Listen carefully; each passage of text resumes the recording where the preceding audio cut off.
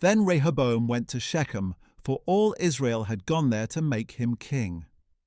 When Jeroboam son of Nebat heard about this, he returned from Egypt, where he had fled from King Solomon.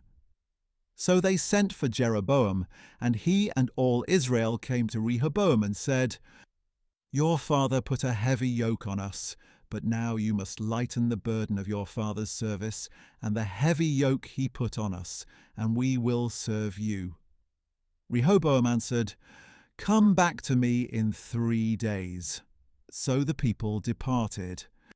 Then King Rehoboam consulted with the elders who had served his father Solomon during his lifetime.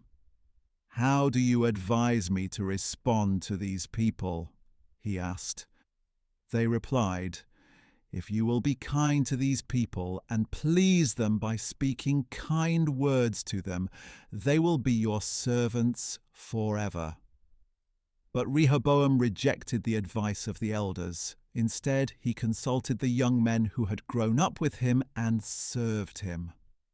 He asked them, "What message do you advise that we send back to these people who have spoken to me, saying, 'Lighten the yoke your father put on us'?"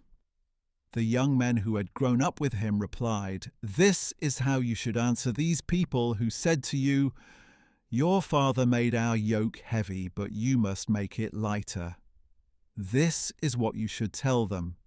'My little finger is thicker than my father's waist.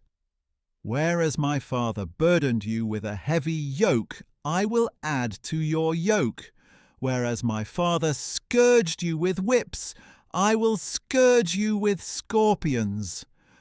After 3 days, Jeroboam and all the people returned to Rehoboam, since the king had said, "Come back to me on the 3rd day."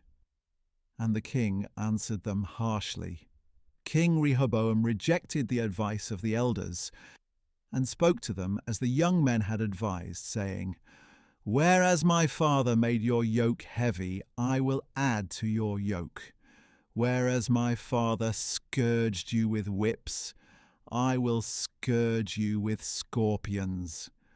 So the king did not listen to the people, and indeed this turn of events was from God, in order that the Lord might fulfill the word that he had spoken through Ahijah the Shilonite to Jeroboam, son of Nebat.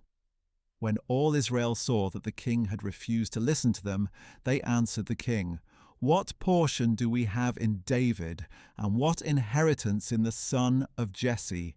To your tents, O Israel! Look now to your own house, O David." So all the Israelites went home. But Rehoboam still reigned over the Israelites living in the cities of Judah. Then King Rehoboam sent out Hadoram, who was in charge of the forced labor, but the Israelites stoned him to death. And King Rehoboam mounted his chariot in haste and escaped to Jerusalem. So to this day Israel has been in rebellion against the house of David.